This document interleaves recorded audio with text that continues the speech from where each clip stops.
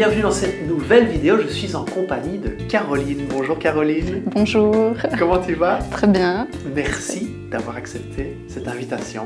Merci d'avoir pensé à moi. En fait, j'ai proposé à Caroline de faire cette interview parce que Caroline est liégeoise. Comme moi, elle a un blog dans le domaine, c'est le Healthy Food. Hein, oui, c'est ça, l'alimentation saine. Et donc tu vas nous en parler ici dans cette interview. Avec plaisir. Alors Caroline, plutôt de te demander qui tu es, ce que tu fais, on va mettre le lien de ton blog sous la vidéo. Qu'est-ce que tu aimes dans la vie? Alors forcément, j'adore la cuisine, donc j'adore vraiment cuisiner, j'ai toujours adoré ça. J'aime aussi beaucoup l'écriture, c'est vraiment un univers dans lequel je me sens bien. Et c'est d'ailleurs pour ça que le blog est venu tout naturellement, pour vraiment allier cette passion de la cuisine et de l'écriture. J'aime vraiment partager du coup ma vision de l'alimentation saine lors des brunchs, lors des ateliers cuisine et à travers le blog. Ouais. Et à côté de ça, voilà, j'aime me dépasser, prendre soin de moi aussi, essayer de prendre du temps pour moi, notamment voilà, en m'accordant des petits moments de sport. Je sais que c'est pas toujours facile à concilier avec le reste et je suis pas toujours la bonne élève par rapport à ça. Tu fais quoi j'aime bien courir. Voilà. Maintenant, je ne dis pas que je suis la plus régulière, mais j'essaie vraiment des fois de prendre 1 heure, voilà, faire un tour justement à Liège, le long de l'eau, pour vraiment déconnecter. Ça me fait vraiment énormément de bien. Ouais. Donc c'est vrai que pour l'instant, c'est vraiment mon sport un petit peu fétiche. Donc il y a le blog, il y a des ateliers de cuisine, tu vas lancer un nouveau concept qui est une journée épithérapie. Oui, mais peut-être avant d'arriver là, dans ce que tu fais maintenant, quel est ton parcours? D'où est-ce que tu viens? Voilà, c'est vrai que j'ai un parcours un petit peu atypique, qu'on n'attend peut-être pas.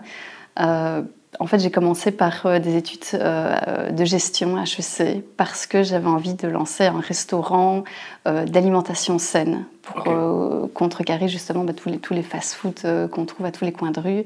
Et je m'étais renseignée pour voir quel diplôme il fallait pour lancer ce genre d'activité.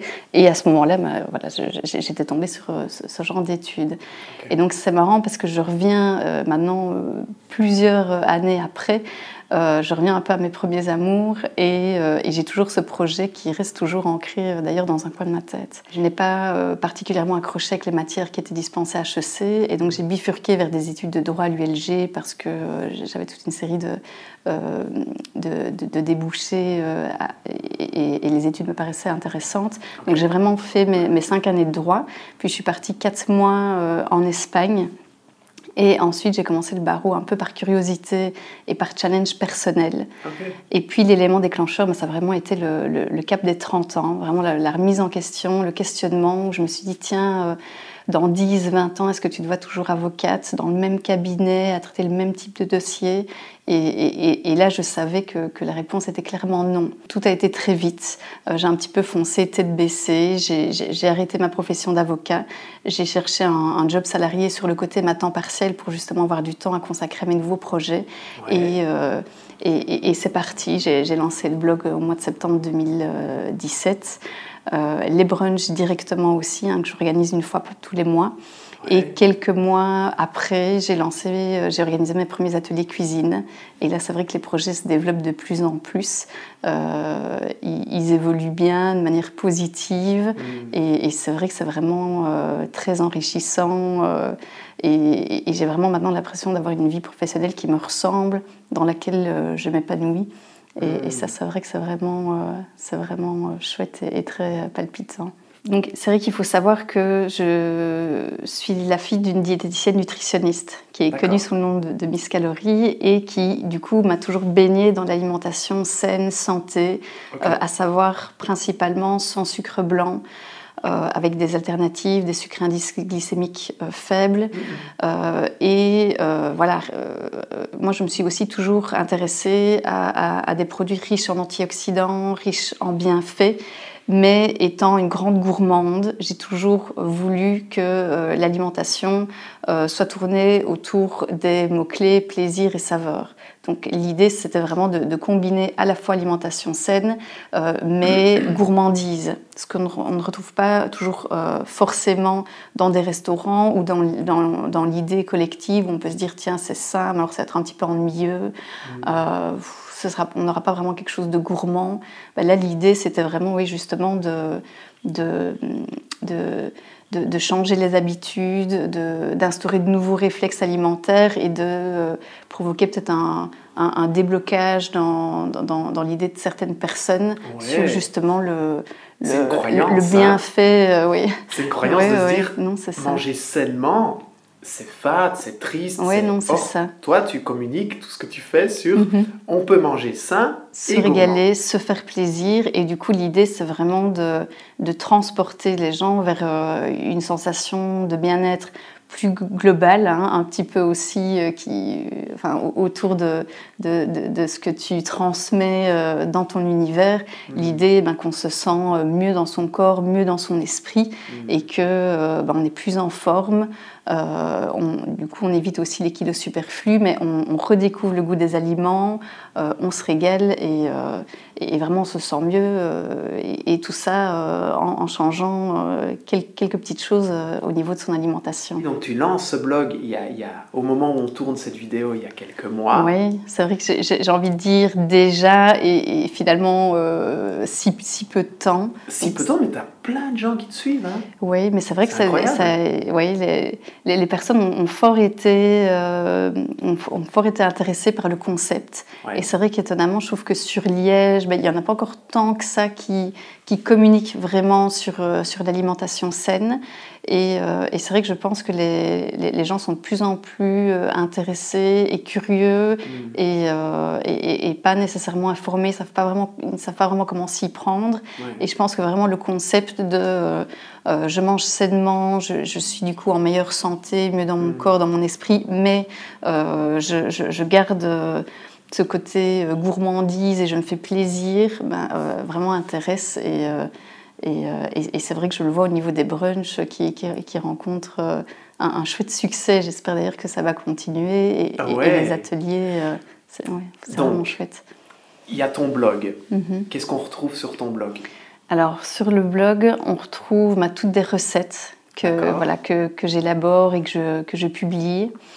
On retrouve aussi des conseils santé, donc j'aime bien des fois faire le point justement sur quelles sont les différentes alternatives au sucre blanc, et faire découvrir différents produits. Il y a la page Facebook où du coup je publie à chaque fois les recettes que je mets en ligne sur le blog. Et donc à côté de cette page Facebook, il y a les brunchs. Voilà, oui, les brunchs, donc ça c'est une fois par mois, c'est à la Maisonnerie, donc ça se trouve Souverain-Pont, rue Souverain-Pont. C'est vraiment un endroit que j'ai bien aimé parce que l'ambiance est assez cosy et j'aime beaucoup justement l'idée qu'on se sente bien dans un endroit et qu'on aille manger mais qu'à la fois ce soit un moment de partage, qu'on soit avec des proches et qu'on se sente vraiment bien dans l'endroit dans lequel on se trouve et je trouve que le lieu se prête vraiment bien. Ça s'adresse à des personnes qui ont vraiment envie de faire des découvertes. Donc là, j'essaie vraiment de me différencier au niveau des brunchs parce que il y en a quand même pas mal sur Liège.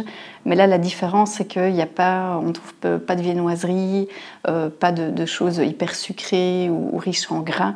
Là, j'ai vraiment pris le parti de ne proposer que des préparations maison, que je veux aussi inventives. Donc, on va avoir un cake au citron vert et crème de coco, donc des choses qu'on n'a pas l'habitude de trouver peut-être ailleurs. Et j'essaie vraiment de privilégier les produits locaux, donc ça c'est vraiment important. J'ai toute une petite série de producteurs un peu coup de cœur de la région, que ce soit pour les fromages, pour les produits laitiers, le pain, donc avec qui je travaille et que j'aime mettre en avant, parce que c'est vraiment des producteurs que j'aime vraiment bien, et produits bio aussi. Donc j'essaie vraiment d'allier les deux, et là c'est vrai que j'ai une petite épicerie de quartier qui a vraiment le temps des cerises, qui a vraiment... dans le Laveur. Voilà, qui est vraiment tout près de chez moi, du coup, et qui propose des produits qu'on ne connaît pas nécessairement. C'est ça que j'aime bien dans les magasins bio, c'est qu'on fait un peu plus de découvertes que dans d'autres magasins classiques. Et donc Super. l'idée, c'est vraiment un peu de bousculer et que les gens mangent différemment, osent manger différemment et prennent conscience que voilà, qu'on peut passer un bon moment tout en prenant soin de son corps D'accord. en même temps. Donc si vous voulez manger sain, gourmand et apprendre des magnifiques recettes qui sortent de l'ordinaire, parce que Ouais. ce que tu proposes, ça sort d'un... Est-ce que tu peux partager là avec nous une recette toute simple, Oui. mais saine et gourmande? Oui, ben par exemple, ici, donc je viens de lancer une nouvelle série d'ateliers cuisine, donc avec des recettes un peu plus printanières. Mais les ateliers cuisine tournent autour toujours de 2 ingrédients principaux que j'aime bien décliner en 2-3 recettes pour avoir justement un peu plus d'idées et ouvrir un peu les horizons culinaires autour d'un ingrédient.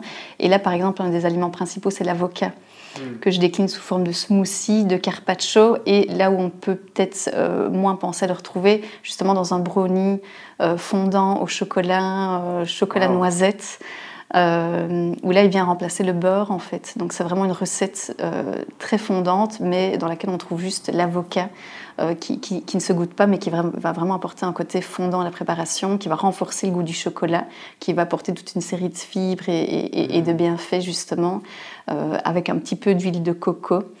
Et que je combine même avec du caramel beurre salé, qui là est un petit peu mon petit secret, parce que c'est un caramel beurre salé sans beurre et sans sucre. Donc c'est vraiment juste de la crème de coco et du sucre de coco qu'on laisse mijoter voilà, un petit peu pendant 20 minutes avec un petit peu de fleur de sel. Et donc on a un caramel version saine. Il y a ces ateliers cuisine, il y a ces brunchs, et alors là tu lances un nouveau concept qui est juste génial. Tu peux nous en parler un petit peu? Voilà, donc ça s'appelle Apithérapie. Donc c'est pas moi qui lance vraiment le projet initialement, c'est Joanne Moll, qui est une photographe et qui a aussi tout un univers très varié, qui m'a contactée, moi et d'autres intervenantes qui ont vraiment aussi un univers un petit peu complémentaire. Et donc l'idée, c'est vraiment une journée pour prendre du temps pour soi, pour vraiment déconnecter du quotidien, se faire plaisir. Et c'est vrai qu'on a vraiment communiqué là-dessus parce qu'il y en a plusieurs qui nous ont dit « Ah, mais une journée, c'est un petit peu long, on doit aller prendre nos enfants, on ne sait pas s'organiser. » Et donc on a vraiment dit « Mais n'ayez pas peur de prendre une journée vraiment pour vous, pour voilà, vraiment prendre soin de votre corps, de votre esprit. » Et là, l'idée, c'est plusieurs ateliers donc, qu'on a voulu complémentaires et un peu dans le même fil rouge, avec un atelier cuisine du coup, que j'organiserai pour vraiment à nouveau conscientiser sur l'alimentation saine et faire découvrir des produits et des astuces pour manger sainement. Suivi d'un autre atelier pour se booster. Donc là, c'est un peu plus niveau sport pour un petit peu plus se bouger. Un autre atelier un peu plus tourné vers la pensée positive, la confiance en soi. Et on terminera par un atelier qui est donné par une maquilleuse professionnelle qui voilà, apprendra un petit peu à se chouchouter tout en tirant un maximum profit de sa trousse de toilette. Et donc l'idée, c'est vraiment toute une journée consacrée à soi, avec des moments pour soi. J'imagine qu'à travers ce que tu fais, ton blog, ta page Facebook, ce que tu partages, les brunchs, les ateliers, il y a des gens qui ressortent de ce que tu proposes et quelque part ça aide, que ça transforme. Et tu dois les inspirer. Est-ce que toi, tu es inspiré par certaines personnes?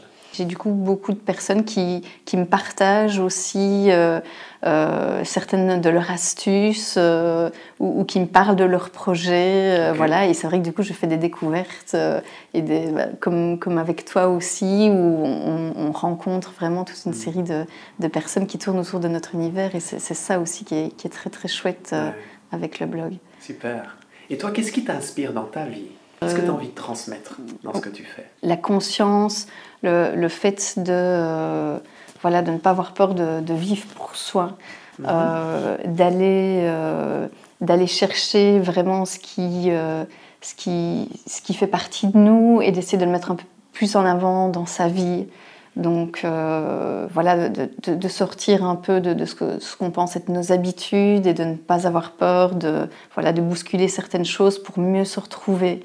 Donc vraiment d'une manière plus générale et à nouveau ça rejoint aussi ce que tu distilles un petit peu au niveau de la pensée positive, mais vraiment, et le blog, c'est ça, je m'y retrouve vraiment beaucoup plus. Okay. On a une vie qui nous ressemble plus et dans laquelle finalement on se sent mieux, et je trouve qu'on n'a qu'une vie et qu'il ne faut pas hésiter à se lancer, à tester des choses, et c'est aussi ce que je me suis dit quand j'ai lancé le blog. Je me suis dit, si ça fonctionne, tant mieux, mais si ça ne fonctionne pas, tant pis, au moins j'aurais essayé. Et donc ça, c'était vraiment ma hantise, d'avoir le moindre regret un jour.